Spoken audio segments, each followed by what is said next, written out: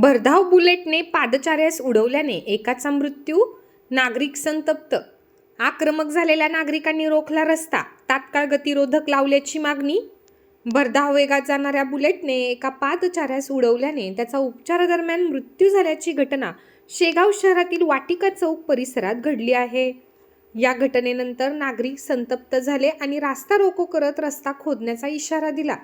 मात्र पोलिसांनी घटनास्थळावर पोहोचून सर्व आक्रमक झालेल्या नागरिकांची समजूत काढली आणि तात्काळ गतिरोधक लावण्याचे आश्वासन दिल्याने नागरिक शांत झाले।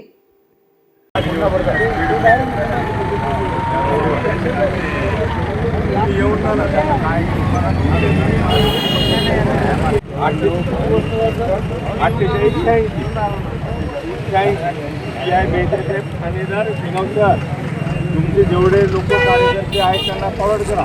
अर्ध्या रात्री काही समस्या आली, चोर आले, हे आले, काही ॲक्सिडेंट झाला, काही जास्त नसेल, अर्ध्या रात्री फोन लावायचं।